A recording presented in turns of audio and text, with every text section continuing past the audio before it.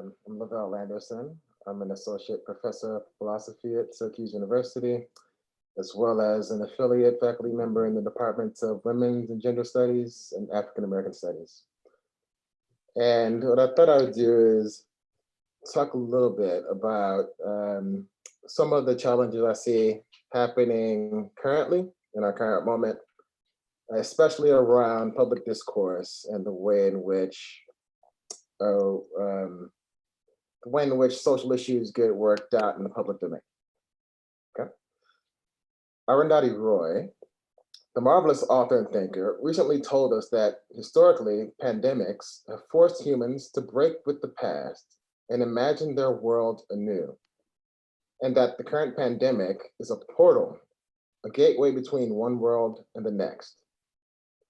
Roy spoke of the revealing nature of the pandemic, how it has pulled back the covers and made manifest the structural infelicities that had heretofore been hidden, at least to some.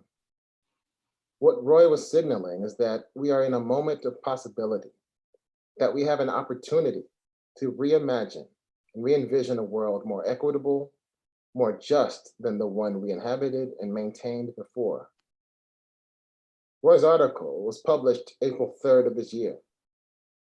On May 25th, a different event transpired that would spark its own global response. In Minneapolis, Minnesota, George Floyd, a 46-year-old Black man, was apprehended by police on suspicion of buying cigarettes with a counterfeit $20 bill. George was snatched from this world when Officer Derek Chauvin kneeled on his neck for 8 minutes and 46 seconds, while Chauvin's fellow officers stood by and observed. Just a few weeks earlier, a video surfaced of 25-year-old Ahmaud Arbery being shot at point-blank range by Travis McMichael.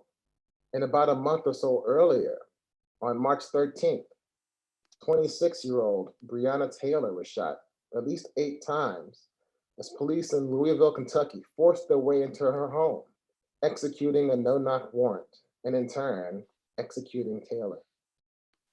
Arbery's, and to a lesser extent, Taylor's killings sparked national attention, but more localized protest. Floyd's killing, however, has sparked a global multicultural response that has moved politicians to at least pay lip service to concerns about the state of policing. Given public fervor and global attention over policing, could this also be a moment of possibility? One that allows for the reimagining of how we as a society conceive of public safety and of Black citizenship? There is a lot of pressure at the moment to do something. But how are people understanding the thing about which something must be done?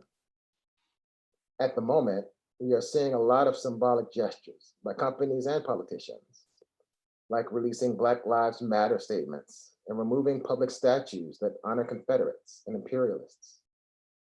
Just this week, the White House released an executive order on safe policing for safe communities, in which the main proposals are a ban on chokeholds, except in those situations where the use of deadly force is allowed by law, use of independent credentialing bodies approved by the Attorney General to assess state and local law enforcement practices and policies, the creation of a database to coordinate the sharing of information between and among federal, state, local, tribal, and territorial law enforcement agencies concerning excessive use of force, and lastly, the designating of mental health professionals as the primary responders for encounters with individuals who suffer from impaired mental health, homelessness, and addiction, and the training for officers to better deal with encounters with such individuals.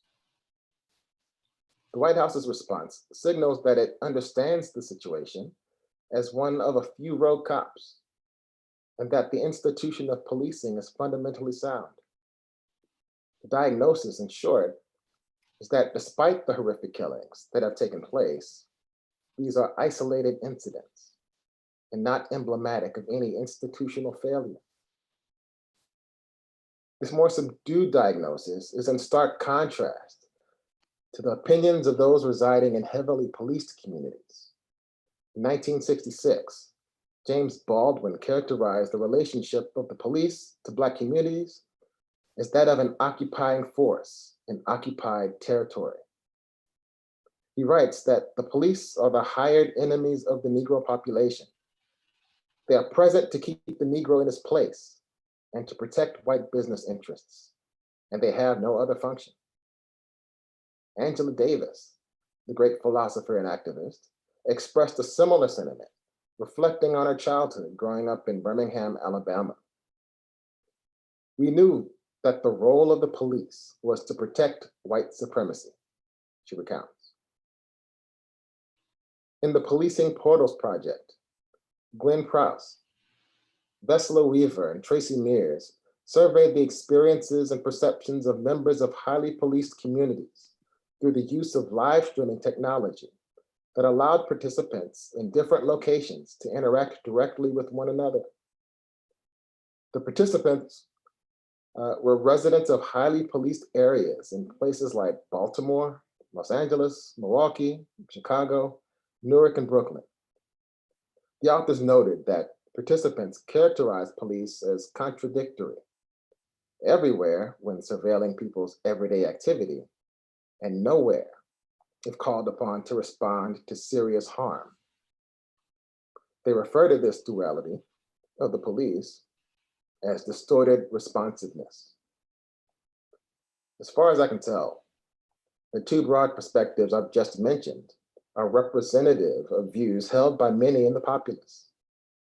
Many Americans in predominantly white middle-class suburban neighborhoods, and perhaps rural white neighborhoods, tend to adopt a more minimalist view, that is, one that conceives of the policing institution as fundamentally sound.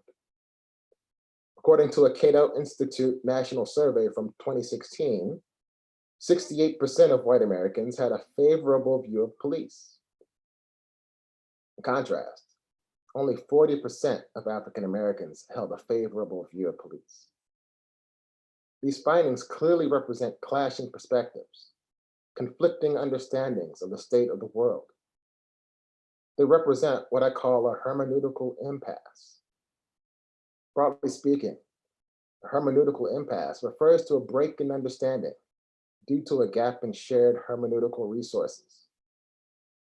Hermeneutical resources are essentially cognitive, affective, and expressive tools we use to make sense of and communicate our experiences. In my paper, Hermeneutical Impasses, I described 4 basic types. Type 1 impasses have as their source the lack of shared linguistic items. For instance, interlocutors who do not share a common language. Resolving this impasse would involve supplying a common medium of exchange, maybe a translator. Once this is provided, moving from a state of non-understanding to understanding becomes possible. Type 2 impasses involve interlocutors who share the same language in some sense, yet find themselves with non-overlapping sets of hermeneutical resources to make sense of at least some conversational contributions. Participants in this interaction share a medium of exchange in some sense. The source of the impasse is the places where their hermeneutical resources do not overlap. Resolving this impasse might involve clarification or translation of specific lexical items. Once we get to type 3 impasses, linguistic remedies seem less effective. For instance, in grappling with a difficult text, an impasse can arise that need not be due to ignorance of the meaning of lexical items. Conceivably, one could know or come to know the meanings of all the words used in the text and still be left with a gap in understanding. What is needed to fill this gap is not immediately clear. It could be the possession of some concept, certain beliefs, experiences. Whatever is missing, linguistic knowledge will not necessarily resolve the impasse. Type 3 impasses also include cases where the gap is supported by a lack of cultural familiarity. More broadly, the hermeneutic obstacle involved in non-linguistic ignorances. Someone unfamiliar with the intricacies of African American life in large southern urban centers will likely miss much of the humor in Donald Glover's show Atlanta, for instance. Even if a translation manual is provided for the African American English used in the dialogues, outsiders to this cultural paradigm will lack the familiarity with personalities, practices, and situations crucial for uptake. And to the extent this gap can be closed, it is evident this will not be accomplished by learning new linguistic items. Finally, type 4 impasses are characterized by instances in which understanding is assumed but not achieved due to the interpreters holding certain prejudices. According to philosopher Miranda Fricker, prejudices are judgments, which may have a positive or negative valence, and which display some typically epistemically culpable resistance to counter evidence, owing to some affective investment on the part of the subject. One example of this might be a Hollywood executive who is predisposed to think white viewing audiences will be hesitant to embrace stories that center Black life and Black characters, despite recent successes in film and television. I presented 4 basic types of impasses, which can give the impression that they are standalone instances. But I am thinking of them as much more integrated than that. An impasse can be multi-layered, consisting of both linguistic and extra-linguistic breakdowns. If we look again at the differences in the ways people understand the situation with police, we can begin to see the presence of a hermeneutical impasse. This obviously presents a challenge for the moment in which we find ourselves. Remember that thing about which we are supposed to be doing something? How this thing gets talked about and understood has pretty clear implications, not just for remedies, for which remedies are suggested as a fix, but also for what sorts of things enter the realm of possibility as a reasonable suggestion. The Black Lives Matter movement has been active in its push for the redressing of racial injustice. In the United States, after the murder of Trayvon Martin and the acquittal of George Zimmerman, as well as in Canada and the UK. The movement has also been attempting to shift the way we talk and think about these issues. How an issue is framed is extremely important. It might be said that the one who controls the narrative controls reality. In our current public discourse, there is a bubbling of social commentary. Plenty of voices are struggling to break through and be heard, to offer diagnoses and prescriptions. In more mundane settings of relative social calm, public officials and news media pretty much control the frames within which issues are discussed. Arguably, both states and the media are pretty conservative in how they define the boundaries of reasonable discourse. The news media achieves this by being extremely selective in who they bring on air to discuss matters. Politicians achieve it by telling us all what most Americans believe and value. But what happens in moments of social unrest, when scores of people hit the streets and demand justice? The quote unquote pressure from below might give the impression that the setting of the frame is somehow inverted. That is, the ordinary citizenry takes control of the diagnostic process. How we talk about the issue, how we define what the issue is dominated by the interests and concerns of ordinary citizens. Or at least, the framing is not set by state officials. In an article appearing in the journal Critical Policy Studies, Ahmet Avigur Eşol argues that policy elites, who are essentially state legislators, are put in a reactive position during moments of social unrest. But this does not mean that they just roll over and give in to the demands of the people. Rather, he claims that the state adopts a particular tactic, what he refers to as containment, to manage the situation. According to Avigur Eşol, policy elites accommodate their discourse to engage with public pleas in a manner that reaffirms the ideational framework that currently underlies policymaking. In other words, The state attempts to engage with the public outcry for drastic change in the most conservative way possible, a way that maintains the way policy has been determined all along. This is accomplished by the use of two complementary practices: boundary setting and tailored framing. Boundary setting is concerned with delimiting what is possible. The speaker sets the boundaries by acknowledging the possibility of applying alternatives, but only to delegitimize them. Tailored framing is used to fill the discursive spaces opened by boundary setting. Avogadro Aishel notes that policy elites use ideas that conform to the boundaries set to produce explanations and interpretations specifically tailored to public concerns. As you can probably discern, policy elites attempt to surreptitiously maintain control of the broader narrative, even as they appear to accede to public demand through the use of this tactic of containment. If policy elites can successfully control the boundaries for what counts as possible, that is, legitimate, in public discourse, this provides ammunition for excluding certain voices from the conversation about remedies. Let's think for a moment about some of the moves currently being made by some businesses and politicians. Recall that Colin Kaepernick's decision to kneel during the playing of the national anthem at football games in support of Black lives was not popular among large swaths of the US. San Francisco police even threatened to refuse security service for games because of it. Fast forward to 2020, and we've witnessed police officers taking a knee during recent protests. Also recall that the slogan Black Lives Matter was not universally accepted. The All Lives Matter retort was not an uncommon one.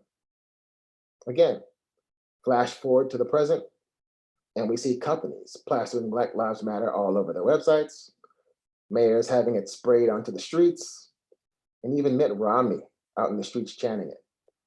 My, how times have changed.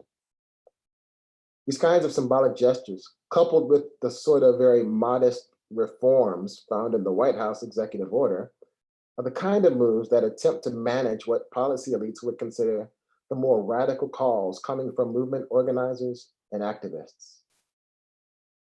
Consider calls to defund the police. Opposition to these calls are coming in from a variety of places.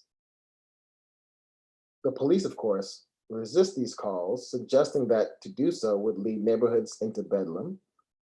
Republican politicians reject it as an attack on police and an abandonment of vulnerable people to criminals. Even Democratic politicians voice opposition, in some cases fearing that such calls are politically inexpedient. Perhaps a unifying note sounded in each of these oppositions is that the calls to defund, and by proxy those who do the calling, are outside of the bounds of reasonableness, are illegitimate. If you stop to think about it for a moment, the framework for discussing public issues is often taken for granted. Not much attention is paid to who gets excluded from discussions of public concern. Consider for a moment who has appeared on network news shows to discuss police issues. Figures like Angela Davis, Mariam Kaba, and Ruth Wilson Gilmore are not typically booked for interviews on quote unquote mainstream news shows, despite being leading voices in the prison abolitionist movement. Further, how often do you hear the viewpoints of people who live in highly policed communities on these shows? Not very often. What this amounts to, I want to say, is a type of exclusion from the mainstream conversation, which arguably has consequences for how the framing of issues of public concern is constructed. In essence, those voices are excluded from a process that plays a significant role in shaping the hermeneutical resources people come to use to understand what is at issue. This kind of exclusion has been characterized by some as a hermeneutical injustice. A hermeneutical injustice occurs when a gap in collective interpretive resources puts someone at an unfair disadvantage when it comes to making sense of their social experiences. Miranda Fricker notes that certain social groups often face an inequality in hermeneutical participation. There are some situations, what Fricker refers to as hermeneutical hotspots, in which it serves the interests of the socially powerful to maintain ignorance or a misinterpretation of certain social experiences. Contributions to interpretations of experiences by members of marginalized groups are excluded or evaded through misinterpretation. Fricker describes this exclusion as hermeneutical marginalization. When there is unequal hermeneutical participation with respect to some significant area or areas of social experience, members of the disadvantaged group are hermeneutically marginalized. I believe this is what is happening with respect to abolitionists. There is or appears to be deliberate misinterpretation of abolitionist positions, as well as marginalization from the discussions that produce hermeneutical resources. And not only does this limit the range of the political imagination with which the public approaches a social issue, it also further entrenches hermeneutical impasses, often between those segments of society most disaffected by current policy frameworks and others which are not so disaffected.